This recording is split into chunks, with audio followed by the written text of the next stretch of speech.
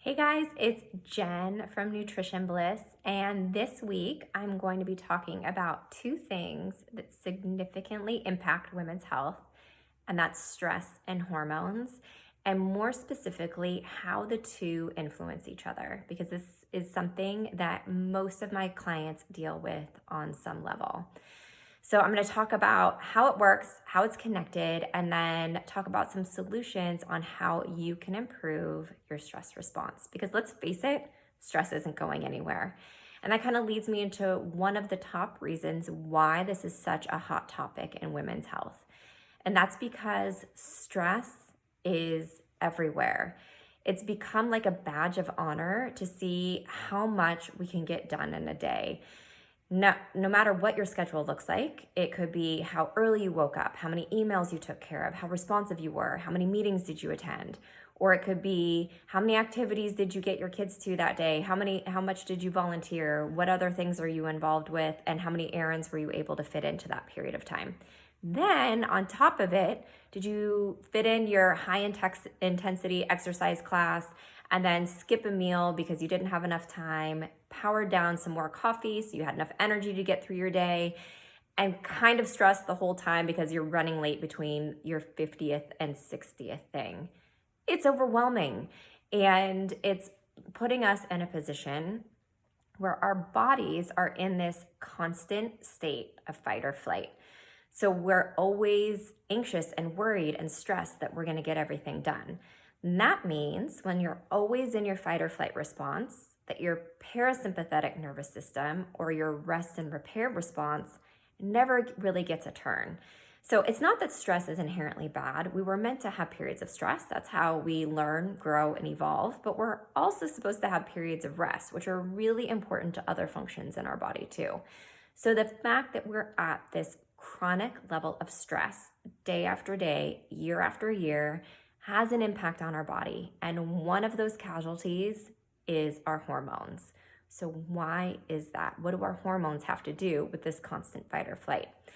So the number one hormone that's released by your adrenals when you are in a stress response is cortisol. Now, cortisol does a whole host of things that are really important, especially if it was 1,000 years ago and we were being chased by a bear. Your body wants this certain physiological response that would make us really good at running off or fighting a bear. So it's going to increase our blood pressure. It's going to divert resources and blood and energy into our muscles so we could fight something off or run away. It's also going to make us really good at looking for danger or increase our other senses. So to hear if maybe we actually got away or to sense any other danger in our immediate area.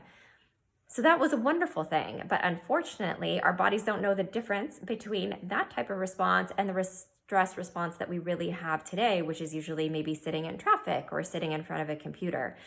So your body's diverting these resources that would have been really great in that life-saving scenario, not really as helpful now that we're in these constant periods of stress. So how this also impacts hormones is the same pathway in your body that diverts resources to cortisol. It's the same pathway that creates all of your sex hormones. So estrogen, progesterone, and testosterone are all made in the same pathway. Now, if you were running from a bear, you would want to divert your resources to cortisol internally because you want to save your life. What happens in the next 10 minutes is going to be really important. But now, since resources are always converted over to cortisol, that can leave not enough left for sufficient levels of testosterone, progesterone, and estrogen.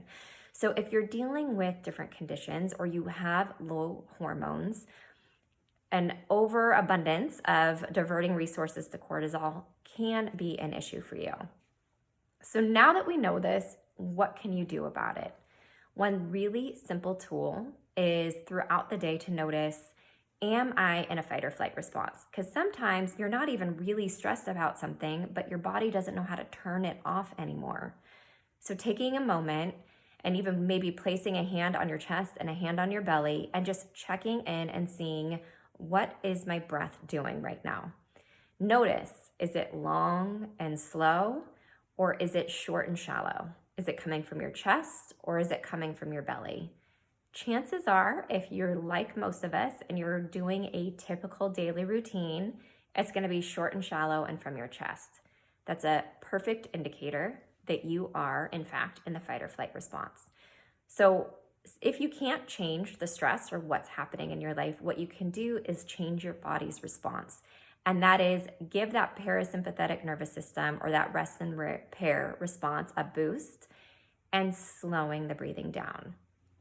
Purposely breathing through your belly, even closing your eyes, and doing 5 long in and out belly breaths can reset and let your body know that you're not in a state of stress or panic, and it will allow that parasympathetic nervous system to take over.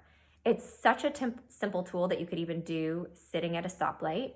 Don't recommend closing your eyes if you're in the car, but it's something you can do really easily and simply throughout the day. And then it will get to the point where you'll be able to tune in with yourself and won't need to place your hands maybe on your chest or belly anymore. And if you haven't done belly breathing before, it may be difficult. So an easy way to do it is before bed, laying down on your back with your knees bent. Then it's a lot easier to practice that belly breathing response. Another thing that you can do, if this is sounding like, yes, that's me, I definitely think I'm having issues with being stressed all the time. I'm so tapped out and have been for the last decade. It might be interesting to do a salivary cortisol test. And why that's beneficial or helpful is you do, it's a simple swab. You do it at least 3 times in one day, and it tests to see what is my cortisol levels throughout the day.